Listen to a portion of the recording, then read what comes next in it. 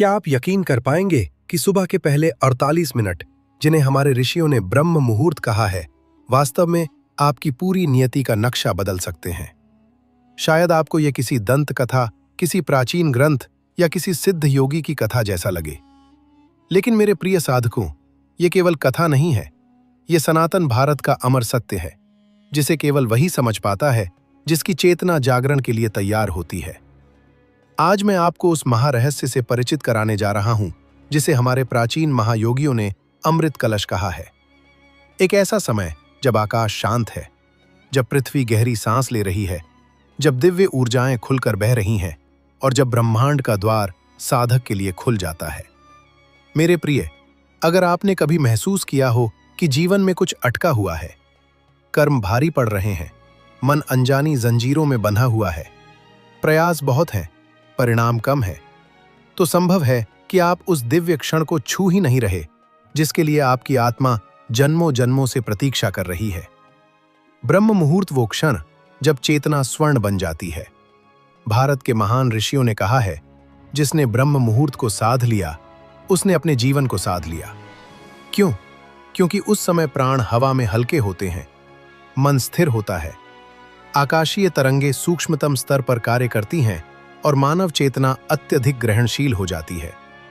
यही वो समय था जब वेद रचे गए, उपनिषद प्रकट हुए, योग की महाशक्ति जगाई गई, ऋषियों ने समाधि की सीढ़ियां चढ़ी और साधकों ने अपनी नयति के पन्ने स्वयं लिखे। लेकिन असली रहस्य इसमें नहीं है। असली रहस्य इस बात में है कि ब्रह्म मुहूर्त में बोले गए कुछ विशेष वचन, कुछ संस्कृत बीज मंत्र और कुछ सूक्ष्म संकल्प आपकी चेतना पर सीधे प्रभाव डालते हैं। अगर आप इन शब्दों को इन आरंभिक 21 मिनटों में सही ऊर्जा के साथ बोल देते हैं, तो वह संकल्प बीज की तरह आपके जीवन में अंकुरित हो जाता है। वो आपकी बाधाएं काटता है, वो आपके कर्मों को बदलता है, वो आपकी नियति को पुनः लिखता है, वो आपके भीतर ऐसी शक्ति जगाता है जो साधारण मनुष्य कभी कल्पना भी नहीं कर सकता। हजारों वर्षों तक इन रहस्यों को छुपाया गया। हाँ, यह सत्य है। यह ज्ञान हर किसी को नहीं दिया जाता था। यह ज्ञान केवल उसी साधक को मिलता था जो सचमुच परिवर्तन चाहता है, जो अपने जीवन की दिशा स्वयं तय करना चाहता है, जिसकी आत्मा भीतर से पुकारती है, मैं तैयार हूं। यदि आप ये वीडियो देख रहे हैं तो संभव है कि आप भी वही साधक हैं। संभव है कि ब्रह्मांड स्वयं आपको इस ज्ञान के लिए चुना है। संभव है कि आपकी आत्मा अपने वास्तविक स्वरूप से मिलने का समय आ गया है। इस वीडियो का हर शब्द ऊर्जा है, सिर्फ जानकारी नहीं, सिर्फ शिक्षा नहीं, बल्कि ऊर्जा जो आपकी चेतना के द्वार खोल सकती है, जो आपकी आंतरिक शक्ति को जागृत कर सकती है। इसलिए अगर आप पहली बार इस ज्ञान धारा में सम्मिलित हो रहे हैं, तो मैं आपसे हृदय से निवेदन करता हूं, अभी इस दिव्य परिवार से जुड़ जाइए, क्योंकि यहां केवल बातें नहीं होती, यहां चेतना के अवरोध टूटते हैं। तो चलिए अब इस दिव्य यात्रा का शुभारंभ करते हैं। एक ऐसी यात्रा जिसमें आप अपने जीवन के सबसे पवित्र, सबसे शक्तिशाली, सबसे परिवर्तनकारी क्षण को छूने जा रहे हैं। एक ऐसी यात्रा जो आपकी नियति को बदलने की क्षमता रखती है। एक ऐसी यात्रा जो आपके भीतर की सुप्त शक्तियों को जगा देने के लिए बनी है। साधकों, अपनी रीढ़ सीधी करें, अपने मन को शांत करें, एक गहरी सांस लें, क्योंकि अब आप प्रवेश करने जा रहे हैं ब्रह्म मुहूर्त के अमृत कलश में। वो अमृत जो आपके जीवन का संपूर्ण रूपांतरण कर सकता है। मित्रों, ब्रह्म मुहूर्त केवल समय का एक खंड नहीं है। ये वो अलौकिक क्षण है जब काल यानी समय स्वयं स्थिर हो जाता है, जब प्रकृति अपनी श्वास रोक लेती है और जब ब्रह्मांड अपनी पूरी चेतना के साथ आपकी ओर निहारता है कि कौन सा साधक आज उसके दरवाजे पर खड़ा होने वाला है। भारत की ऋषि परंपरा ने इस काल को परम जागरण की वेला कहा है, जहां रात का अंधकार समाप्त होने से पहले और दिन का प्रकाश प्रकट होने से ठीक पहले एक ऐसी सूक्ष्म ऊर्जा का उदय होता है जो सामान्य मनुष्य की पकड़ में नहीं आती, लेकिन वही ऊर्जा साधक के लिए अमृत धारा बन जाती है। जब संसार सो रहा होता है, तब आत्मा जागती है। रात के गहरे अंधकार में जब प्रकृति अपने सबसे शांत स्वरूप में होती है, ठीक उसी क्षण आपकी आत्मा अपने उच्चतम आयाम से एक हल्की सी कोमल पुकार भेजती है। ये पुकार हर किसी को सुनाई नहीं देती। ये पुकार केवल उसे सुनाई देती है जो अपने भीतर की आवाज को सुनने के लिए तैयार हो, जो अपने जीवन में सच्चाई, शक्ति और जागरण को बुला रहा हो। हमारे ऋषियों ने कहा है कि जब ब्रह्म मुहूर्त में आत्मा बुलाती है तो ब्रह्मांड उत्तर देता है। ये कोई कविता नहीं है, ये वह सत्य है जिसे हजारों वर्षों से योगियों ने अनुभव किया है, जिसे तपस्वियों ने सिद्ध किया है और जिसे भारत की भूमि ने अपने हृदय में संरक्षित रखा है। ब्रह्म मुहूर्त का महान रहस्य संकल्प की सिद्धि। हजारों वर्षों की तपस्या से एक अद्भुत सच्चाई निकली कि इस वेला में लिया गया संकल्प कर्म को बदल देता है। इस वेला में बोले गए शब्द मंत्र बन जाते हैं। इस वेला में उठी हुई कोई प्रार्थना अस्तित्व का आदेश बन जाती है। इस वेला में की गई साधना मानव को साधक से योगी बना देती है, क्योंकि ब्रह्म मुहूर्त वह समय है जब मन शांत होता है, प्राण धीमे बहते हैं और चेतना अपने सर्वोच्च बिंदु पर होती है। आपके भीतर का प्रत्येक विचार, प्रत्येक शब्द, प्रत्येक इच्छा सीधे उस परम चेतना तक पहुंचती है जहां से सृष्टि की हर गति संचालित होती है। ये केवल क्रिया नहीं है, ये संवेदना है। ब्रह्म मुहूर्त में किया गया मंत्र, कोई जप, कोई ध्यान, कोई प्रार्थना सिर्फ शब्दों का समुच्चय नहीं होता, वह आपकी आत्मा की सबसे पवित्र ध्वनि होती है। जैसे किसी वीणा का पहला स्वर, जैसे किसी नदी की पहली लहर, जैसे किसी मंदिर की घंटी की पहली धुन जो सीधे ब्रह्मांड की धड़कनों तक पहुंच जाती है। साधक जब इस वेला में बैठकर संकल्प लेता है तो ब्रह्मांड उसे केवल सुनता नहीं, उसे स्वीकार करता है। ये वो अवस्था है जिसमें मनुष्य के भीतर का देवत्व जाग जाता है। ये वह क्षण है जहां आत्मा अपनी गहनतम सत्यता में प्रकट होती है। ब्रह्मांड इस साधक के समर्पण को पहचान लेता है, क्योंकि यह समय मन की नहीं, आत्मा की प्रार्थना होती है। भारत का आध्यात्मिक विज्ञान यही कहता है कि जिसने ब्रह्म मुहूर्त को अपना लिया, उसने जीवन का हर द्वार खोल लिया। यहां तप के भाग्य भी साधक की राह बदल देता है। यह ऐसा अमृत क्षण है जहां अवरोध घुल जाते हैं, कर्म हल्के हो जाते हैं, मन निर्मल हो जाता है और चेतना प्रकाश से भर जाती है। साधकों, अब यात्रा शुरू होती है। अपनी रीढ़ को सीधा करें, एक गहरी सांस भरें और अपने भीतर की वीणा को सुनें, क्योंकि अब आप प्रवेश करने जा रहे हैं उस काल में जहां ब्रह्मांड आपका नाम पुकारता है और आपकी आत्मा उत्तर देती है। मित्रों, जब हम प्रार्थना की बात करते हैं तो अनगिनत साधक या प्रश्न पूछते हैं, क्या वास्तव में कुछ शब्द बोल देने से जीवन बदल सकता है? क्या कोई निश्चित प्रक्रिया, कोई नियम, कोई मंत्र संग्रह है जिसे पढ़ने से सारी बाधाएं समाप्त हो जाए? सदियों से यह प्रश्न मानव जाति को उलझाता रहा है, लेकिन भारत की ऋषि परंपरा ने इस प्रश्न का उत्तर अत्यंत सरल किंतु अत्यंत गहरा दिया है। प्रार्थना शब्दों में नहीं, भाव में बसती है। आप क्या बोलते हैं, इसका प्रभाव लगभग शून्य है, लेकिन आप कैसे बोलते हैं, आपका हृदय कितना खुला है, आपकी भावना कितनी गहन है, वही प्रार्थना का मूल विज्ञान है। ब्रह्म मुहूर्त में जब आपकी आंखें पहली बार खुलती हैं, न आपका मन पूरी तरह सक्रिय होता है, न विचारों की भीड़ उमड़ रही होती है, न संसार की आवाजें आपके भीतर घुसपैठ कर पाती हैं। यह वह दुर्लभ वेला होती है जब आपका अंतर्मन सबसे शांत होता है, आपकी चेतना सबसे पारदर्शी होती है, आपकी ऊर्जा सबसे अधिक पवित्र होती है, आपका भाव सबसे अधिक गहरा होता है।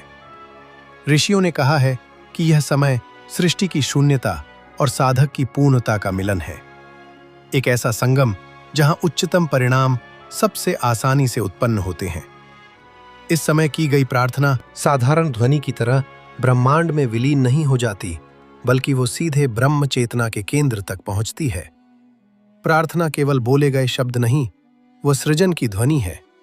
जब आप आंखें बंद करते हैं और अपने भीतर से निकलती भावनाओं को शब्द देते हैं, तो वे शब्द केवल हवा में कंपन नहीं बनते, वे ऊर्जा तरंगे बन जाते हैं। आत्मा के स्तर पर शब्द बराबर शक्ति, भाव बराबर अग्नि, संकल्प बराबर दिशा। और जब भाव, शक्ति और दिशा एक साथ मिलते हैं तो प्रार्थना सृजन का कारण बन जाती है। प्रार्थना को करते समय यह कल्पना अनिवार्य है। जब आप प्रार्थना करें तो ये महसूस करें कि आपके शब्द स्वर्णिम प्रकाश बन रहे हैं। ये प्रकाश आपके हृदय से उठकर आकाश की ओर प्रवाहित हो रहा है। ये प्रकाश कोई ध्वनि नहीं, बल्कि शक्ति का विसर्जन है। ये शक्ति आपकी इच्छा को आकार दे रही है और ये आपकी नियति के ताने बाने को बदल रही है। ब्रह्मांड प्रतिक्रिया नहीं देता, वो सृजन करता है, और वो सृजन आपकी प्रार्थना की ऊर्जा से होता है। आपकी प्रार्थना एक बीज है, लेकिन उसे अंकुरित करने के नियम हैं। ऋषियों ने कहा है कि प्रार्थना ब्रह्मांड की उर्वर भूमि में बोया गया बीज है, लेकिन बीज अंकुरित तभी होता है जब उसे 3 शक्तियां मिले। एक स्पष्ट संकल्प, आप क्या चाहते हैं, क्यों चाहते हैं, किस दिशा में बढ़ना चाहते हैं। जिस प्रार्थना में स्पष्टता नहीं, उसमें शक्ति नहीं।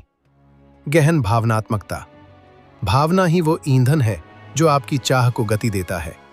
भाव जितना तीव्र होगा, प्रार्थना उतनी ही तेज ब्रह्मांड तक पहुंचेगी। संपूर्ण आत्मसमर्पण, जब आप कहें जो मेरे लिए सर्वोत्तम हो उसे ही घटित कर दो, तब आपकी प्रार्थना सृष्टि के नियमों में विलीन हो जाती है। फिर वो प्रार्थना साधारण इच्छा नहीं रहती, बल्कि ब्रह्मांड का नियम बन जाती है। जब मन चारों दिशाओं में बिखर रहा हो, जब भावनाएं अस्थिर हों और अंदर का संकल्प धुंधला पड़ने लगे, तभी आवश्यक होता है वो अभ्यास जो मन को खींचकर केंद्र में ला दे और आत्मा की सुप्त शक्ति को जागृत कर दे। क्योंकि मनुष्य की सबसे बड़ी शक्ति उसकी एकाग्र चेतना है। वही चेतना जो इच्छा को वास्तविकता में बदल देती है, वही ऊर्जा जो प्रार्थना को ब्रह्मांड में तरंग बनाकर भेजती है। लेकिन प्रश्न यह है, उस गहन प्रज्वलित भावना को जगाएं कैसे? वो दिव्य प्रार्थना कैसे करें जो स्वयं सृष्टि के तंत्र को स्पर्श कर दे? उत्तर है प्रभात मौन के पवित्र द्वार से भीतर प्रवेश करना। प्रारंभिक मौन, ब्रह्म मुहूर्त का दिव्य आवाहन, सुबह का वो क्षण जब पूरा भारत निद्रा और जागरण के बीच निशब्द खड़ा होता है, वहीं आपका अभ्यास शुरू होता है। ब्रह्म मुहूर्त में उठते ही एक भी शब्द ना बोले। ये शांति कोई साधारण शांति नहीं, ये वही नाद रहित नाद है जिसके बारे में ऋषियों ने कहा। यही वो अवस्था है जहां आत्मा स्वयं को सुनती है। अपनी आंखें बंद करें, महसूस करें कि हवा का हल्का स्पर्श भी आपको भीतर बुला रहा है। यही वो पल है जब आप अपने सच्चे स्वरूप, अपने आत्म दीपक के सबसे निकट होते हैं। हृदय मुद्रा, ब्रह्मांड से प्रत्यक्ष संवाद की मुद्रा। अपनी हथेलियों को जोड़ें। यह केवल एक धार्मिक क्रिया नहीं, ये 2 ऊर्जाओं का संगम है। ये वो क्षण है जब आपके भीतर की ज्वालाएं एक बिंदु पर केंद्रित हो जाती हैं। अब दृढ़ भावना लाएं, मैं अभी परम सत्ता के निकट हूं, आज मेरी हर पुकार सुनी जाएगी। इन शब्दों को केवल कहना नहीं, उन्हें अपने हृदय में अनुभव करना है। यही भावना आपके भीतर अटूट विश्वास की कवच दीवार खड़ी करती है। ये वो विश्वास है जो मनुष्य को असंभव को भी संभव कराने में समर्थ बनाता है। ऊर्जा का केंद्रण, हृदय प्रदेश का दिव्य स्पंदन। अब अपने ध्यान को धीरे धीरे हृदय प्रदेश पर ले जाएं। वहां एक धीमा परंतु तीक्ष्ण कंपन है, एक ऐसी तरंग जो साधारण नहीं बल्कि आपकी चेतना का सेतु है। महसूस करें कि यह कंपन बढ़ रहा है, विस्तारित हो रहा है और आपके भीतर एक शांत दिव्य शक्ति का उदय हो रहा है। यह वही ऊर्जा है जो आपकी प्रार्थना को ब्रह्मांड तक ले जाएगी। यही वो आंतरिक ज्वाला है जो मनुष्य को साधारण से असाधारण बनाती है। श्वास, प्रार्थना वो सूत्र जो चेतना को दिव्य बनाता है। अब एक गहरी धीमी श्वास लें। जब आप श्वास बाहर छोड़ें तो मन में धीमे स्वर में कहें, हे परमेश्वर, मुझे अपने प्रकाश से भर दो। इस समय शब्दों को बस दोहराना नहीं, उन पर विश्वास करना है। महसूस करें कि एक वास्तविक प्रकाश, एक वास्तविक ऊर्जा आपकी छाती से ऊपर उठती हुई आपके पूरे अस्तित्व को प्रकाशित कर रही है। विज्ञान भी कहता है कि सुबह के समय मस्तिष्क में थीटा तरंगे एक्टिव होती हैं। यही वो तरंगे हैं जिसमें बोला गया मंत्र, किया गया संकल्प और जगाई गई भावना सीधे अवचेतन मन में उतर जाती है, जहां से वह आपकी पूरी नियति बदलने लगती है। यह अभ्यास इतना शक्तिशाली क्यों है? क्योंकि यह अभ्यास आपको बिखरी हुई चेतना से निकालकर केंद्रित, स्थिर और ब्रह्मांड संवादी अवस्था में ले आता है। यही वो अवस्था है जिसमें साधारण मनुष्य चमत्कारों का साक्षी बन जाता है। ऋषियों ने इसी को कहा आत्मज्वाला का प्रज्वलन। अंतिम संदेश, इस अभ्यास को कुछ दिनों तक निष्ठा से करें। आप पाएंगे कि आपकी प्रार्थना केवल शब्द नहीं रही, वो शक्ति बन चुकी है। आपका संकल्प केवल एक विचार नहीं रहा, वो वास्तविकता को आकार देने वाला कंपन बन चुका है। और याद रखें, जो भीतर जलता है वही बाहर प्रकाश देता है। जब भीतर ज्वाला प्रज्वलित होती है, तब ब्रह्मांड ही उसका उत्तर बन जाता है। मनुष्य की आध्यात्मिक यात्रा में एक क्षण ऐसा आता है जब वो समझने लगता है कि ब्रह्मांड से केवल मांगना ही उसका मार्ग नहीं, स्वीकार करना, सराहना करना और आभार व्यक्त करना ही सर्वोच्च साधना है। अक्सर मन में आलस्य उठता है, साधना में बेचैनी आ जाती है और कभी-कभी अविश्वास की छाया भी मन के आकाश को ढक देती है। ऐसे समय में जो अभ्यास मन को पुनः प्रकाश से भर देता है, वो है आभार का महाप्रयोग। भारतीय ऋषियों ने कहा है, जहां आभार है वहीं दिव्यता स्वतः उतरती है। 1. आभार क्यों? क्योंकि यह आपको कमी से निकालकर पूर्णता में ले आता है। जब आप मांगते हैं तो मन अक्सर उस चीज पर टिक जाता है जो आपके पास नहीं है। यह भाव अवचेतन में एक संदेश देता है, मैं अपूर्ण हूं, मेरे पास कम है। लेकिन जैसे ही आप धन्यवाद बोलते हैं, ऊर्जा बदल जाती है। आप भीतर से कहना शुरू करते हैं, मैं संपन्न हूं, मैं धनी हूं, मैं ईश्वर की कृपा में सुरक्षित हूं।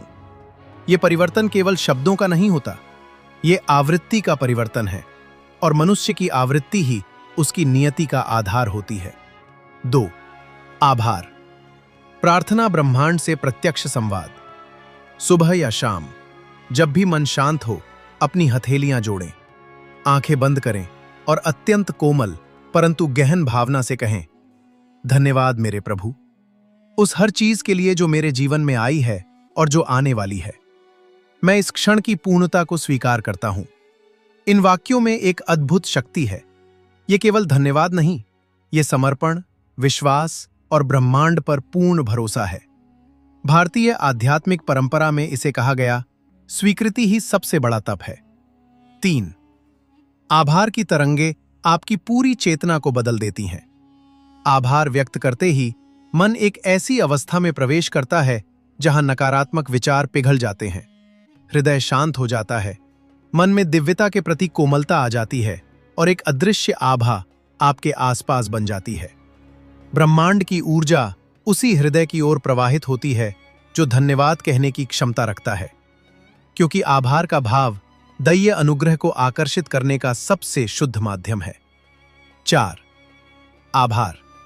ब्रह्मांडीय प्रचुरता के द्वार खोलने वाली कुंजी। जब आप धन्यवाद देते हैं तो आप एक अदृश्य संकेत भेजते हैं, मैं तैयार हूं, मैं ग्रहणशील हूं, मैं स्वीकार कर रहा हूं। यह संदेश ब्रह्मांड तक सीधी तरंगों की तरह पहुंचता है। ब्रह्मांड की प्रचुरता, धन, अवसर, प्रेम, स्वास्थ्य, शांति, सफलता, सब कुछ आपकी ओर बहने लगता है। भारतीय योग और वेदांत कहते हैं, जो स्वीकार करता है उसे ब्रह्मांड 1000 गुना लौटाता है। 5. रात का आभार अनुष्ठान। दिन का संशोधन और आत्मा की शुद्धि। रात को सोने से पहले केवल 2 मिनट निकालें, अपनी आंखें बंद करें और सोएं। आज कौन सा पल अच्छा था? किस बात ने आपको मुस्कुराया? किस अनुभव ने कुछ सिखाया? फिर मन में धैर्य से कहें, हे ईश्वर, हर अनुभव के लिए धन्यवाद, हर पल मेरे पथ को प्रकाशित करता है।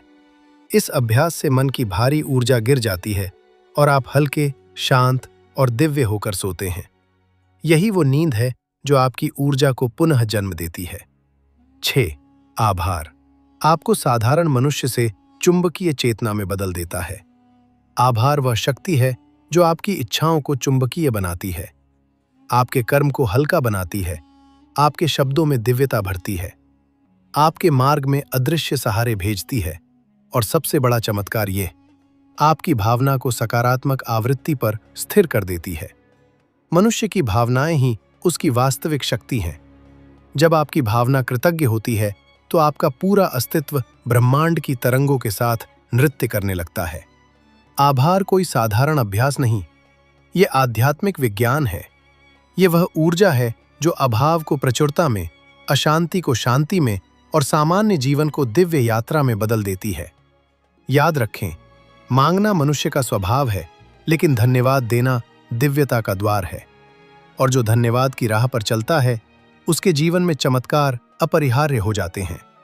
भारतीय ऋषियों और तपस्वियों ने हजारों वर्षों की साधना में ये खोजा कि प्रार्थना केवल हृदय का भाव नहीं, ये एक सूक्ष्म विज्ञान है। दिशा, आसन, श्वास, कंपन, इन सब का समन्वय आपकी प्रार्थना को मानविक स्तर से उठाकर ब्रह्मांडीय आवृत्ति में प्रवेश कराता है। यह ज्ञान सदियों से गुरुओं की परंपरा में गुप्त रूप से संरक्षित रहा है, क्योंकि यह सीधे चेतना की शक्ति को प्रभावित करता है। एक पूर्व दिशा, ऊष्मा, प्रकाश और जीवन का द्वार। भारत की ऋषि परंपरा ने दिक् विज्ञान को अत्यंत महत्व दिया, क्योंकि हर दिशा एक विशेष ऊर्जा धारा का प्रतिनिधित्व करती है। पूर्व दिशा क्यों सर्वश्रेष्ठ? पूर्व दिशा वही है जहां सूर्य पहली बार उगता है। यह दिशा प्रकाश, जागरण, बुद्धि और प्राण शक्ति की धारा को वहन करती है। ब्रह्म मुहूर्त के क्षणों में पूर्व दिशा का ऊषःकालीन ईथरिक स्पंदन शिखर पर होता है। यदि आप पूर्व की ओर मुख करके बैठते हैं, तो आपकी चेतना स्वतः ही सूक्ष्म ऊर्जा की उच्च आवृत्ति पकड़ने लगती है। मन स्थिर होता है, हृदय खुलता है और प्रार्थना का भाव अदृश्य ब्रह्मांडीय नाड़ियों से जुड़ जाता है। यह केवल मान्यता नहीं, ये संस्कृत ग्रंथों में वर्णित ऋषि सिद्ध नियम है। 2 आसन की महत्ता। स्थिरता ही प्रवेश द्वार है। आपका शरीर आपकी आत्मा का मंदिर है, और प्रार्थना वहीं फलती है जहां देह स्थिर, श्वास शांत और मन समर्पित हो। सही आसन कैसा हो? रीढ़ एकदम सीधी, जैसे गंगा की धारा शांत और अविचल बह रही हो। कंधे ढीले, बिना तनाव, बिना प्रयास। आंखें हल्की बंद, जैसे ध्यान और जागृति के बीच की सूक्ष्म रेखा को छू रही हो। गर्दन संतुलित, न आगे झुकी न पीछे उठी। हाथ कैसे रखें? 2 श्रेष्ठ मुद्राएं। एक अंजलि मुद्रा यानी प्रार्थना मुद्रा, हृदय को खोलती है, विनम्रता को जगाती है। 2 चिन्ह मुद्रा या ज्ञान मुद्रा, मस्तिष्क को उच्च स्पंदनों से जोड़ती है, मन को स्थिर करती है। क्यों जरूरी है स्थिरता? क्योंकि जब शरीर स्थिर हो जाता है, तब मन और प्राण एक सीध में आ जाते हैं, और यही संरेखण प्रार्थना को ऊर्जा रूपी बाण बना देता है। 3 मंत्र, ब्रह्मांडीय कंपन का शुद्ध विज्ञान। भारत में मंत्रों को शब्द शक्ति नहीं, शब्द ब्रह्म यानी सृष्टि का मूल बीज कहा गया है। हर मंत्र में ऐसी कंपनीय आवृत्तियां हैं जो आपकी चेतना को बंधन से उठाकर महाशून्य यानी कॉस्मिक वॉइड की अवस्था में ले जाती हैं। ओम समस्त ब्रह्मांड का आदि स्वन है। जब आप ओम का उच्चारण करते हैं, तो आपका शरीर सूक्ष्म रूप से उसी कंपन में झिलमिलाने लगता है जो सृष्टि के निर्माण के समय हुआ था। महामृत्युंजय मंत्र, चेतना की रक्षा का कवच। यह मंत्र न सिर्फ भय, रोग और अस्थिरता को काटता है, बल्कि आपकी ऊर्जा को एक ऐसा ऊर्जा मंडल देता है जहां नकारात्मक कंपन प्रवेश ही नहीं कर पाते। ब्रह्म मुहूर्त में मंत्र का प्रभाव क्यों सहस्त्र गुना बढ़ जाता है? क्योंकि उस समय वायु न्यूनतम गति पर होती है, वातावरण में शुद्धता चरम पर होती है, पृथ्वी की ऊर्जा शांत होती है और मन नींद से उठकर सबसे अधिक ग्रहणशील अवस्था में होता है। मंत्र उस समय सीधे चेतना की जड़ में उतर जाता है। 4. इच्छा को कैसे बोला जाए? ब्रह्मांड का सबसे बड़ा नियम। इच्छा का बीज तभी फलता है जब आप भय रहित, स्पष्ट, सकारात्मक और पूर्ण विश्वास से इसे ब्रह्मांड को सौंप दें। कभी भी मांगने के भाव में ना बोले। मांगना कमी का संकेत है। ब्रह्मांड वह देता है जो आप महसूस करते हैं, ना कि जो आप शब्दों में कहते हैं। इसलिए अपनी इच्छा को ऐसे बोले जैसे वह अभी इसी क्षण पूरी हो चुकी है। उदाहरण: हे प्रभु, मैं संपूर्ण स्वास्थ्य, प्रेम और आनंद से ओतप्रोत हूं, और इसके लिए मैं कृतज्ञ हूं। जब आप हो चुका वाली भावना से बोलते हैं, तो अवचेतन उसे वर्तमान सत्य मान लेता है और ब्रह्मांड उसे आपके जीवन में खींच लाता है। 5. उच्च आवृत्ति वाले पवित्र शब्द। प्रातः प्रार्थना में इन शब्दों का उच्चारण आपके चारों ओर एक अदृश्य ऊर्जात्मक कवच बनाता है। शांति, प्रकाश, आनंद, करुणा, प्रेम, तेजस, प्रज्ञा, सौम्यता, श्रद्धा। ये शब्द केवल ध्वनियां नहीं, ये वही ऊर्जा की तरंगे हैं जिन्हें आप केशी हजारों वर्षों से साधते आए हैं। इन तरंगों को सुबह की निस्तब्धता में बोलना आपको पूरे दिन एक हाई वाइब्रेशन फील्ड में बनाए रखता है। यही वह अवस्था है जहां नकारात्मक घटनाएं आपसे दूर रहती हैं। लोग स्वतः आपकी ओर आकर्षित होते हैं, काम सहजता से पूरे होते हैं और चमत्कार भी सामान्य बन जाते हैं। कि वास्तव में कोई ऐसा समय है जब आपकी प्रार्थना की शक्ति 100 गुना नहीं बल्कि 1000 गुना बढ़ जाती है। हाँ, यह कोई कल्पना नहीं, ये वही रहस्य है जिसे भारत के ऋषि, तपस्वी, योगी और सिद्ध पुरुष युगों से जानते आए हैं। प्रकृति अदृश्य धड़कनों पर चलती है और जब आप इन धड़कनों से तालमेल बैठाते हैं, आपकी साधना एक आम प्रार्थना नहीं रहती, वह एक ब्रह्मांडीय घटना बन जाती है, एक ब्रह्म मुहूर्त का दिव्य संतुलन। यह वह समय है जब पृथ्वी की श्वास नरम पड़ जाती है, सूर्य की किरणें जन्म लेने को तैयार होती हैं और आपकी आत्मा, आपके भीतर का दिव्य प्रकाश पूर्ण रूप से जागृत होता है। ब्रह्म मुहूर्त लगभग 96 मिनट तक रहता है। इस छोटे से समय में ध्यान, जप, प्रार्थना, संकल्प जो भी किया जाए वह साधना नहीं रहता, सिद्धि बन जाता है। यह वह समय है जब ऋषियों ने कहा, इस क्षण किया गया जप जन्मों का अंधकार काट देता है। 2. देवयान काल, जब देवताओं का मार्ग खुलता है। सूर्योदय से पहले का वह दिव्य चरण जब अंधकार पवित्रता में बदलता है, उसे देवयान काल कहा गया है। यह वह क्षण है जब दिव्यत्व की ऊर्जा आपकी चेतना को स्पर्श करती है। कर्मों का बोझ हल्का पड़ता है, अंतरात्मा खुल जाती है, मन की परतें पारदर्शी हो जाती हैं। देवयान काल में की गई प्रार्थना सीधे ब्रह्मांडीय चेतना को संबोधित होती है। एक साधारण इच्छा भी भाग्य की रेखा बन जाती है। 3. ऊर्जावान तिथियां, ब्रह्मांड की ऊर्जा का शिखर। भारतीय ऋषियों ने कुछ तिथियों को ब्रह्मांडीय ऊर्जा का केंद्र बताया है। पूर्णिमा, मन और चंद्र ऊर्जा उच्चतम संतुलन। पर अमावस्या, अवचेतन गहराई का द्वार खुला। एकादशी, शरीर और मन का सूक्ष्म शोधन। संक्रांति, ग्रहों के मार्ग परिवर्तन से शक्ति प्रवाह। महाशिवरात्रि, जब शिव ऊर्जा पृथ्वी पर सबसे अधिक सक्रिय होती है। इन दिनों की प्रार्थना सिर्फ आपकी नहीं रहती, वो वैश्विक ऊर्जा क्षेत्र से जुड़कर कई गुना बढ़ जाती है। 4. वातावरण की शुद्धता, ऊर्जा का आरोहण। जिस वातावरण में आप प्रार्थना करते हैं, वो आपकी ऊर्जा को या तो ऊपर उठाता है या दबा देता है। इसलिए प्रार्थना से पहले देसी घी का दीपक, चंदन या लोबान की धूप, बांसुरी या घंटी की पाउस ध्वनि, ये तत्व आपके आसपास के ऊर्जा मंडल को उज्जवल बनाते हैं। वे आपके शब्दों को कंपन देते हैं, आपकी भावना को ऊर्जा पंख देते हैं और आपकी प्रार्थना को ऊपर उठाते हैं। 5. ब्रह्मांड के गुप्त संकेत, जब वो आपको बुलाता है। कभी कभी आपको बिना किसी कारण मन अत्यंत शांत हो जाए, आंखें अपने आप भर आएं, किसी पुराने संकल्प की स्मृति जाग उठे, भीतर से कोई पुकार आए, अब बोलो। ये सामान्य नहीं, ये वे क्षण हैं जब ब्रह्मांड आपके भीतर प्रवेश कर चुका होता है। ऐसे क्षणों की गई प्रार्थना भाग्य को तत्काल बदल सकती है।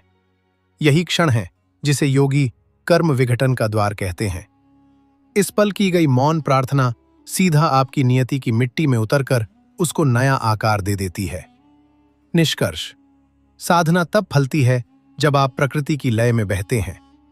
प्रार्थना को समय, भावना, वातावरण और ब्रह्मांडीय संकेतों से जोड़कर किया जाए तो वो केवल शब्द नहीं रहती, वो ऊर्जा का आरोहण बन जाती है। और यही आरोहण आपके जीवन, आपके कर्म और आपके भाग्य को बदल देता है। क्या प्रार्थना सिर्फ मांगने का साधन है? क्या ये केवल इच्छाएं पूर्ण करवाने का रास्ता है? नहीं, भारतीय ऋषियों ने प्रार्थना को मनुष्य की देवत्व तक की यात्रा का पवित्र सेतु कहा है। प्रार्थना वो पुल है जो हृदय को ब्रह्मांड से जोड़ देता है और चेतना को साधारण से असाधारण बना देता है। प्रार्थना 3 सोपानों में विकसित होती है। हर सोपान मनुष्य के भीतर छुपी किसी गहराई को जागृत करता है। आइए इस अद्भुत चेतना यात्रा को समझें। एक इच्छा की प्रार्थना, प्रारंभिक अवस्था। यहीं से मनुष्य की आंतरिक यात्रा शुरू होती है। ये वह चरण है जब साधक कहता है, हे प्रभु, मुझे स्वास्थ्य दो, सफलता दो, संतोष दो, मेरे परिवार को सुरक्षित रखो। ये प्रार्थना भौतिक, भावनात्मक और मानसिक आवश्यकताओं से जन्म लेती है और यह गलत नहीं है। इसी अवस्था में मनुष्य पहली बार अपने से बड़ी शक्ति को स्वीकार करता है। इच्छा की प्रार्थना मन को विनम्र बनाती है, हृदय को नरम करती है, ईश्वर की ओर पहला द्वार खोलती है। यही वह बीज है जिससे बाद में आध्यात्मिक वृक्ष उगता है। 2. समर्पण की प्रार्थना, मध्य अवस्था। यह वह अवस्था है जब साधक मांगना छोड़ देता है, क्योंकि उसे समझ आ जाता है कि ईश्वर की इच्छा उससे कहीं ऊंची और पूर्ण है। यहां प्रार्थना बदल जाती है। अब साधक कहता है, हे प्रभु, जो आपकी इच्छा हो वही मेरे जीवन में अवतरे। मैं अब आपके आगे समर्पित हूं। यह अवस्था अत्यंत शक्तिशाली है, क्योंकि इसमें अहंकार पिघलता है, नियंत्रण का भ्रम टूटता है, मन शरणागत हो जाता है। समर्पण का अर्थ हारना नहीं, समर्पण का अर्थ है जीवन की धारा को दिव्य धारा में प्रवाहित कर देना। जब मनुष्य अपनी इच्छा को ईश्वर की इच्छा में विलीन कर देता है, तब वह भय, चिंता, असुरक्षा और संघर्ष से स्वतः मुक्त होने लगता है। यही वह अवस्था है जहां मनुष्य पहली बार सहज शांति का स्वाद चखता है। 3. एकत्व की प्रार्थना, निष्ठा शिखर अवस्था। यह प्रार्थना नहीं, यह चेतना का चरम है।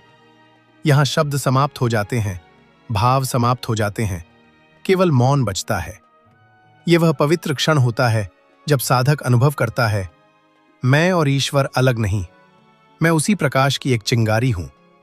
यह एकत्व की अवस्था है जहां प्रार्थना साधक बन जाती है, साधक प्रार्थना बन जाता है। मैं का घेरा टूट जाता है, परमात्मा भीतर उतर आता है।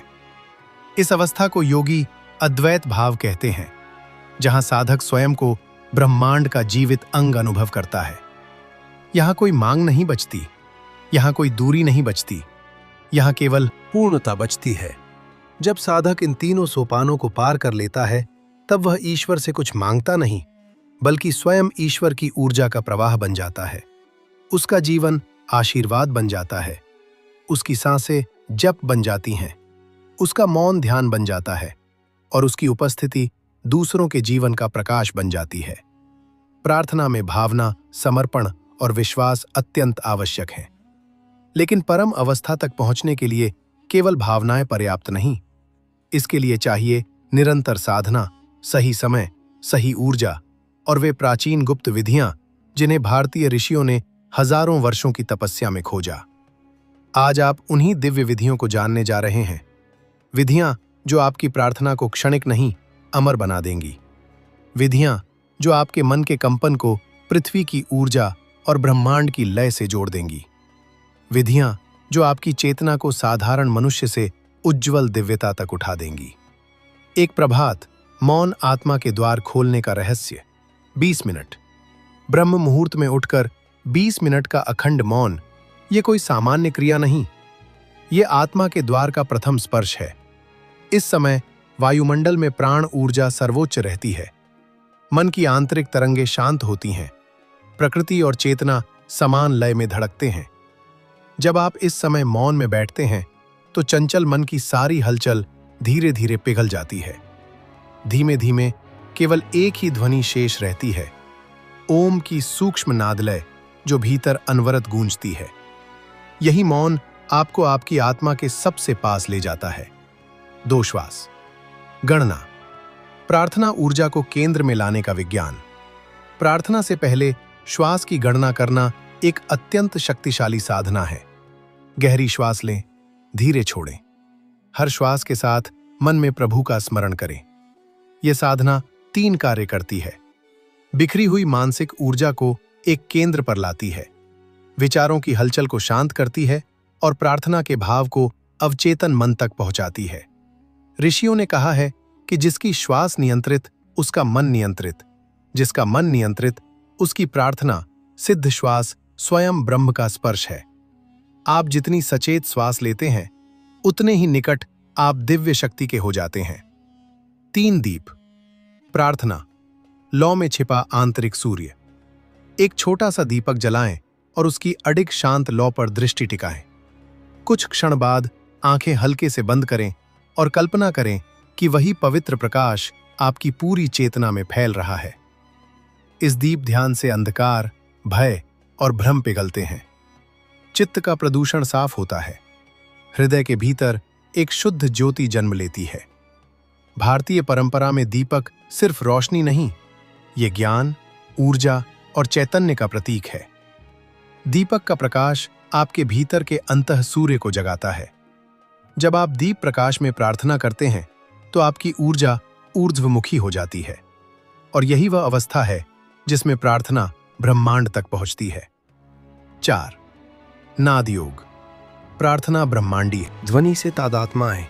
ओम सोहम, रीम क्लीम जैसे मंत्र केवल उच्चारण नहीं, ये ब्रह्मांड की मूल कंपनियां हैं। जब आप इन्हें बोलते हैं तो ये ध्वनि शरीर की कोशिकाओं में, मन की तरंगों में और आत्मा की सूक्ष्म परतों में एक दिव्य स्पंदन भर देती है। नाद योग में सबसे महत्वपूर्ण है ध्वनि को सुनना, महसूस करना और उसकी ऊर्जा में डूब जाना। जब आप ओम का उच्चारण करते हैं तो उसका कंपन पेट से उठकर हृदय तक जाता है, फिर कंठ से ब्रह्मरंध्र यानी सहस्त्रार तक चढ़ता है और अंत में पूरे शरीर का आकाश उसी ध्वनि से भर जाता है। ये प्रक्रिया आपको पृथ्वी की तरंगों से उठाकर ब्रह्मांडीय नाद से जोड़ देती है। यही वह क्षण है जब आपकी प्रार्थना केवल शब्द नहीं रहती, वह ऊर्जा बनकर अंतरिक्ष में फैल जाती है। इन साधनाओं का परिणाम क्या होता है? जब ये 4 गुप्त साधनाएं रोज अभ्यास में आती हैं तो आपकी प्रार्थना क्षणिक नहीं, स्थायी बन जाती है। शब्द नहीं, ऊर्जा बन जाती है। भावना नहीं, चेतना का कंपन बन जाती है और अंत में अमर बन जाती है।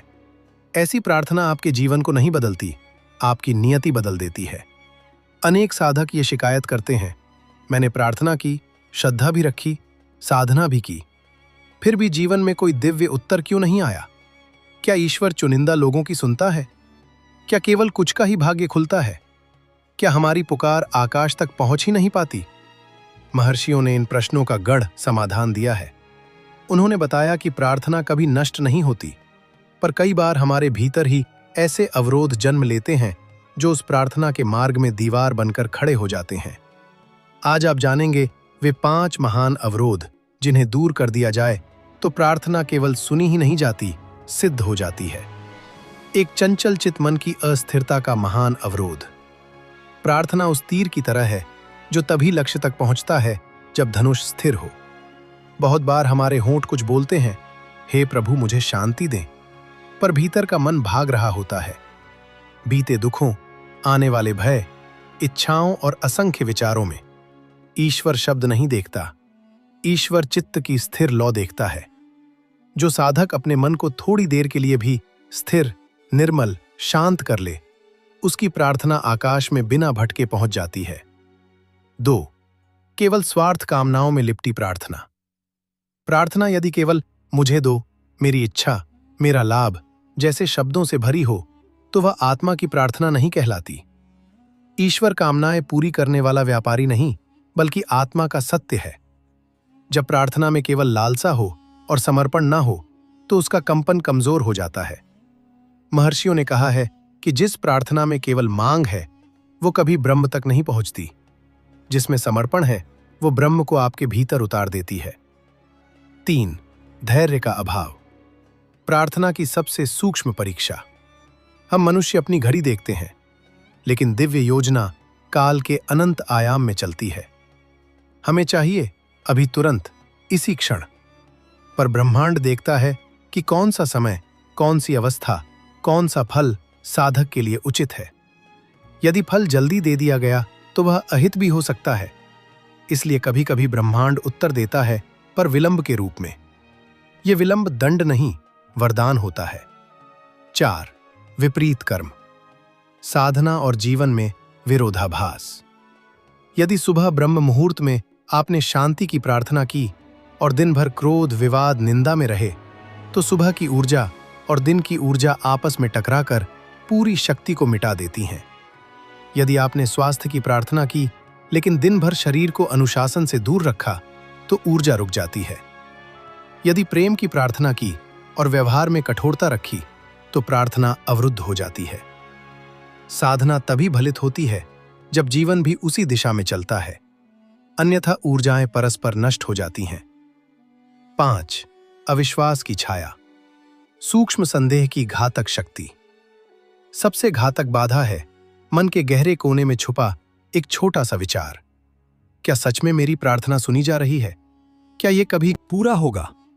ये संदेह भले शब्दों में न दिखे, पर उसका कंपन प्रार्थना की दिशा को विक्षेपित कर देता है।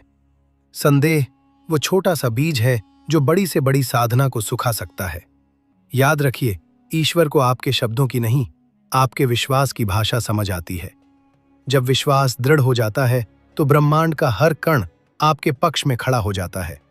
निष्कर्ष: प्रार्थना कभी निष्फल नहीं जाती। हर प्रार्थना सुनी जाती है, हर पुकार दर्ज होती है, हर भावना ब्रह्मांड में उकेरी जाती है। पर केवल वही प्रार्थना उत्तर बनकर वापस लौटती है जो स्थिर चित्त से निकली हो, स्वार्थ से मुक्त हो, धैर्य से पोषित हो, कर्मों से समर्थित हो और विश्वास से प्रज्वलित हो।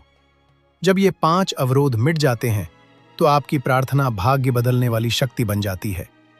सदियों से भारत के ऋषि मुनि कहते आए हैं, सच्ची प्रार्थना मांगने का नहीं, जुड़ने का विज्ञान है। योगी ना तो भविष्य को बदलने की याचना करता है, ना ही भाग्य को मोड़ने की कोशिश। वो स्वयं को उस दिव्य धारा से जोड़ देता है जहां ईश्वर और साधक के बीच कोई दूरी ही नहीं बचती। प्रार्थना की सफलता केवल शब्दों पर नहीं, बल्कि उस ऊर्जा, चेतना और स्पंदन पर निर्भर करती है जिससे वह प्रकट की जाती है। भारत की योगिक परंपरा में प्रार्थना एक ऊर्जा विज्ञान है, एक ऐसा विज्ञान जिसमें मनुष्य अपनी भावनाओं, प्राण और चित्त को ब्रह्मांड की तरंगों से एक सूत्र कर देता है। नीचे दी गई यौगिक विधियां प्रार्थना को दिव्य संचार के उच्चतम स्तर तक ले जाती हैं। प्राण समर्पण, जुड़ने की प्रथम और पवित्रतम विधि। धीरे, गहराई से दीर्घ श्वास अंदर लें। महसूस करें कि ब्रह्मांड की दिव्य प्रवाहिनी ऊर्जा आपके शरीर में उतर रही है। श्वास छोड़ते समय अनुभव करें कि सारे भय, तनाव, इच्छाएं, संशय और भारीपन आपके भीतर से धुएं की तरह बाहर निकल रहे हैं। भारत के योग शास्त्र में कहा गया है कि जिसने प्राणों को समर्पित कर दिया, उसने अपने कर्मों के बोझ को भी समर्पित कर दिया। जब प्राण शांत होते हैं तो प्रार्थना केवल होठों से नहीं, आत्मा के केंद्र से बोलने लगती है। नाभि केंद्रण, मणिपुर चक्र से उत्पन्न प्रार्थना की शक्ति। योगियों के अनुसार सबसे शक्तिशाली प्रार्थना वो नहीं जो जीभ से निकले, बल्कि वो है जो नाभि से उठती है। नाभि को भारत में सृष्टि द्वार कहा गया है। यही वो स्थान है जहां से ऊर्जा, दृढ़ता और संकल्प जन्म लेते हैं। अपनी प्रार्थना को शब्दों में नहीं, बल्कि ऊर्जा के रूप में नाभि में महसूस करें। मानो आपकी इच्छा एक अग्निकण बनकर मणिपुर चक्र से उठ रही है। वो ऊर्जा ऊपर हृदय तक पहुंच रही है और फिर शांत होकर दिव्यमय हो रही है। ऐसी प्रार्थना ब्रह्मांड में सीधे संप्रेषित होती है। उसमें स्पंदन होता है, सिर्फ वादा नहीं। त्रिकाल समर्पण, समय के तीनों चरणों को ईश्वर को अर्पित करना। प्रार्थना में ये वाक्य कहें, हे ईश्वर, जो कुछ हुआ, जो हो रहा है और जो होगा, सब तुम्हारे संकल्प से हो। ये वाक्य मनुष्य को 3 स्तरों से मुक्त करता है: भूतकाल का बोझ, वर्तमान का तनाव, भविष्य का भय। जब मनुष्य काल ट्रिलॉजी से मुक्त होता है तो वो उस चेतन धारा में प्रवेश कर जाता है जहां समय नहीं, केवल दिव्य उपस्थिति होती है। योगिक प्रार्थना का परिणाम, जब प्रार्थना केवल शब्द नहीं, आत्मा बन जाती है। इन विधियों का अभ्यास करने के बाद आपकी प्रार्थना मांग नहीं, मौजूदगी बन जाती है। शब्द नहीं, स्पंदन बन जाती है। कल्पना नहीं, संपर्क बन जाती है। याचना नहीं, एकत्व बन जाती है। और तब साधक अनुभव करता है कि ब्रह्मांड उत्तर दे रहा है, क्योंकि अब साधक स्वयं ब्रह्मांड की भाषा में बोल रहा है। जब आपकी प्रार्थना ब्रह्मांड की तरंगों तक पहुंच जाती है, ब्रह्मांड कभी शब्दों में उत्तर नहीं देता। वो न कोई पत्र भेजता है, न कोई आवाज। वो संकेतों में बात करता है। संकेत जो केवल वही पहचान सकता है जिसने मन की आंधियों को शांत कर लिया हो। भारत के प्राचीन योगियों का मानना है कि जब साधक की प्रार्थना स्वीकृत हो जाती है तो विश्व उसकी राह में 7 दिव्य संकेत भेजता है। यहाँ वे 7 महामूल्य संकेत हैं जो बताते हैं कि आपकी प्रार्थना सुन ली गई है, स्वीकार ली गई है और उसका परिणाम मार्ग पर चल चुका है। एक अखंड शांति का अवतरण, मन पर उतरती दिव्य चादर, कभी अचानक बिना किसी कारण एक गहरी मौन अटूट शांति आपके भीतर उतर आती है, मानो किसी ने आपके हृदय की सारी हलचल पर शांत प्रकाश बिछा दिया हो। ये वही शांति है जिसे ऋषि संतोष लक्ष्मी कहते हैं। ये संकेत है कि ब्रह्मांड ने आपकी याचना स्वीकार कर ली है। दिव्य स्वप्नों का प्राकट्य, अंतर्मन के माध्यम से ब्रह्मांड का संदेश, प्रार्थना के बाद रात में अचानक कोई प्रकाशमय दृश्य, कोई मार्गदर्शन, कोई प्रतीक, जैसे कमल, दीप, नदी, सूर्य या कोई महापुरुष दिखाई दे जाए। योगियों ने इन्हें देव संदेश कहा है। ऐसे स्वप्न बताते हैं कि ब्रह्मांड आपके ऊर्जा क्षेत्र में सीधा प्रवेश कर चुका है और मार्ग का उद्घाटन कर रहा है। परिस्थितियों का पिघलना, असंभव का सहज बन जाना। जहां बरसों से रुकावट थी वह अचानक हट जाए, जहां आशंका थी वह अच्छाई में बदल जाए, जहां द्वार बंद थे वहां नई राह खुल जाए। जब परिस्थितियां अनायास, बिना प्रयास आपके पक्ष में आकार लेने लगे, समझिए आपकी प्रार्थना ने ऊर्जा क्षेत्र बदल दिया है। शरीर में दिव्य स्पंदन, ऊर्जा का जागरण संकेत। प्रार्थना या ध्यान के बाद हृदय, कंठ या आज्ञा चक्र पर हल्की गर्माहट, धड़कन, कंपन या विद्युत सी चुभन महसूस होना। यह महत्वपूर्ण संकेत है कि ऊर्जा ऊपर की ओर प्रवाहित हो रही है। ब्रह्मांड की तरंगे आपकी आंतरिक नाड़ियों में स्पर्श भर रही हैं। यह प्रतिक्रिया ऊर्जा कहलाती है, जिसका अर्थ होता है उत्तर आ चुका है, बस प्रकट होना बाकी है। अजनबियों के माध्यम से संदेश, जब ईश्वर किसी और की जुबान से बोलता है, कभी कोई अनजान व्यक्ति अचानक वह बात कह देता है जो आपके मन में छिपे प्रश्न का सीधा उत्तर होती है। कभी कोई साधारण सी बातचीत आपके भीतर गहरा समाधान खोल देती है। भारतीय परंपरा में यह माना जाता है कि ईश्वर अक्सर उन लोगों की जुबान से बोलता है जिन्हें हम पहचानते भी नहीं। आंतरिक विश्वास का जागरण, अकथ्य, अकारण, अडोल भरोसा।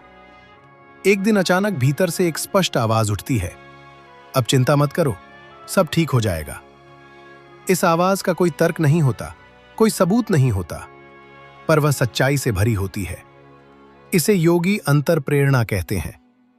यह संकेत है कि आपकी प्रार्थना ऊर्जा के रूप में ब्रह्मांड तक पहुंच गई है और अब परिणाम अनिवार्य है। सूक्ष्म संयोगों का बढ़ना, छोटे छोटे चमत्कारों की श्रृंखला। आप जहां जाते हैं, जैसे कदम उठाते हैं, जो निर्णय लेते हैं, सब में एक दिव्य समायोजन दिखने लगता है। सही व्यक्ति समय पर मिल जाता है, सही अवसर अचानक खुल जाता है, सही जानकारी आपको खींचकर मिलती है, सही परिस्थितियां अपने आप बन जाती हैं। यह दिव्य संयोग ब्रह्मांड की भाषा का सबसे बड़ा प्रमाण है।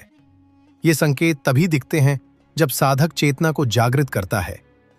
ध्यान, मौन और जागरूकता के द्वारा जो सजग है वो संदेश सुनता है, जो शांत है वो संकेत पहचानता है, और जो समर्पित है उसकी प्रार्थना कभी खोती नहीं, सदैव फलित होती है। वो साधना जहां प्रार्थना नहीं, स्वयं परमात्मा उतरता है। मानव जीवन की सबसे गढ़ खोज है ईश्वर का साक्षात्कार। परमात्मा को बाहर खोजने वाले युगों से भटकते हैं, पर जो भीतर उतरते हैं वे कुछ ही क्षणों में सत्य को पा लेते हैं। भारत के महान ऋषियों ने कहा है, ईश्वर बाहर नहीं, तुम्ही के भीतर अंतर्यामी स्वरूप में विराजमान है, और उसी अंतर्यामी को अपनी चेतना में प्रकट करने के लिए यह दिव्य साधना, अंतर्यामी प्रार्थना साधना सबसे शक्तिशाली माध्यम है। एक अंतः मौन, वो द्वार जहां से देवत्व उतरता है। ब्रह्म मुहूर्त में जब संसार सोया होता है और प्रकृति की ध्वनियां भी विश्राम में होती हैं, तब साधक अपने भीतर विचारों की अंतिम परछाई को भी शांत करता है। ये वो मौन नहीं जो बाहर होता है, ये वो गहन मौन है जहां मन, बुद्धि, अहम तीनों प्राकृतिक रूप से शांत हो जाते हैं। इस गहन मौन में केवल एक सूक्ष्म दिव्य पुकार हो, प्रभु मैं यहां हूं, पूर्ण रूप से तैयार।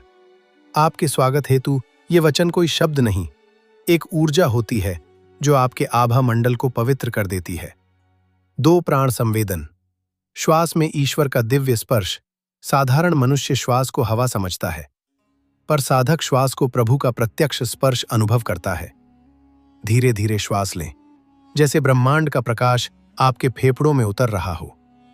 धीरे धीरे श्वास छोड़ें, मानो सब भय, संदेह, दुख प्राणों के साथ बाहर निकल रहे हों। कुछ ही क्षणों में आपको प्रतीत होगा कि श्वास आप नहीं ले रहे, बल्कि कोई दिव्य शक्ति आपके भीतर श्वास भर रही है। इस अनुभव को योग ग्रंथों में कहा गया है प्राणय ईश्वर स्वरूप। 3 भाव कंपन। प्रार्थना, जो शरीर मन को पार कर जाती है। अब साधक अपने हृदय में एक ही वाक्य अत्यंत श्रद्धा और समर्पण के साथ दोहराए, हे प्रभु, मुझे अपनाओ, मुझे भीतर बुलाओ। इसे केवल कहना नहीं, अनुभवना है कि आप सच में किसी दिव्य आलिंगन की प्रतीक्षा कर रहे हैं। इस प्रार्थना को इतना गहरा करें कि उसका कंपन नाभि से उठकर हृदय और आज्ञा चक्र तक पहुंच जाए। आपके शरीर के रोम रोम में हल्का कंपन, गर्माहट या सूक्ष्म रोशनी का प्रवाह महसूस होने लगे। यही संकेत है कि आपकी प्रार्थना ऊर्जा बन चुकी है और अब ब्रह्मांड तक पहुंच रही है। 4. शब्दों का लय हो जाना, केवल भाव का शेष रहना। साधना आगे बढ़ती है और धीरे धीरे शब्द अपने आप समाप्त होने लगते हैं। मन कुछ कहना चाहता है पर कह नहीं पाता। हृदय में केवल भाव प्रवाह बचा रहता है, एक अनकही पुकार, एक अदृश्य मिलन की आकांक्षा। यही वो चरण है जहां परमात्मा का स्पर्श संभव होता है। 5. अंतर्यामी का प्राकट्य, गर्म प्रकाश का उठना। जब साधक पूरी तरह समर्पित हो जाता है और मन का अंतिम तरंग भी शांत हो जाती है, तभी भीतर से एक अत्यंत शांत, अत्यंत मधुर, अत्यंत गर्म प्रकाश उठता है। यह प्रकाश न शरीर का है, न कल्पना का। ये वही उपस्थिति है जिसे ऋषियों ने कहा अंतर्यामी ईश्वर का सूक्ष्म अवतरण, आत्मा का प्रज्वलन। यह अनुभव बता देता है कि ईश्वर ने आपको बाहर से नहीं, भीतर से छू लिया है। इस क्षण में साधक रो पड़ता है या पूर्ण मौन में स्थिर हो जाता है, क्योंकि जिसकी आकांक्षा जन्मों से थी वो आज सामने खड़ी होती है। अंतर्यामी स्वरूप में यह साजना केवल एक तकनीक नहीं, ये आत्मा और ईश्वर के बीच पवित्र संवाद का द्वार है।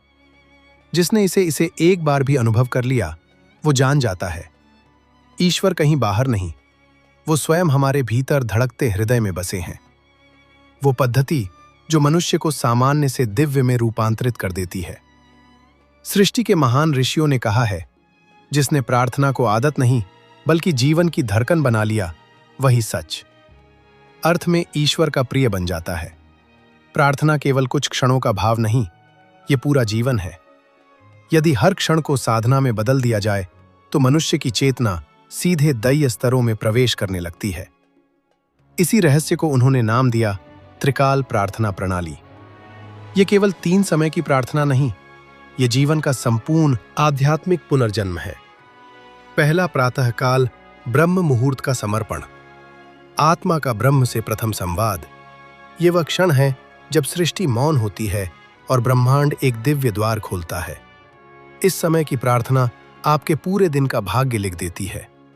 आप धीरे से आंखें खोलें, गहरी सांस लें और हृदय के सबसे निर्मल कोने से कहें, हे प्रभु, आज का यह पवित्र दिन आपका है। मेरे कर्म, मेरे विचार, मेरी इच्छाएं, मेरा संकल्प सब आपके चरणों में समर्पित है। आज मैं आपका हूं, मेरा कुछ भी नहीं। इन शब्दों में ऐसी शक्ति है कि ये पूरे दिन को दिव्य सुरक्षा और अनुग्रह से भर देता है। ये समर्पण आपकी अहंकार ऊर्जा को समाप्त करता है और दिव्य ऊर्जा का प्रवेश द्वार खोल देता है। दूसरा, मध्याह्न, कर्म को साधना बनाना। दोपहर का सूर्य और चेतना की ऊंचाई का संगम।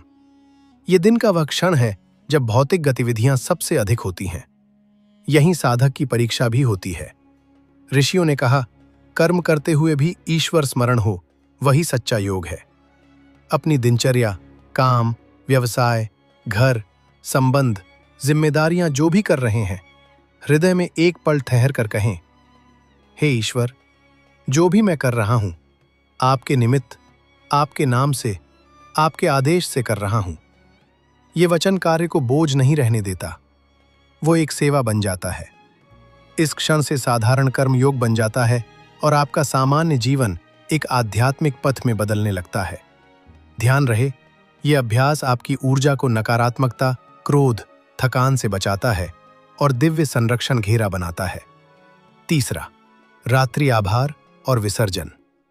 दिन का समापन, चेतना का विश्राम, आत्मा का शुद्धिकरण।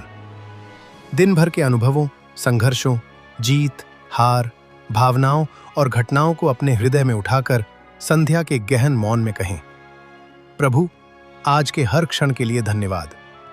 मेरी गलतियों को क्षमा करें, मेरे कर्मों को स्वीकार करें। मैं आज का पूरा दिन आपको समर्पित करता हूं। अब मुझे अपनी गोद में ले लो।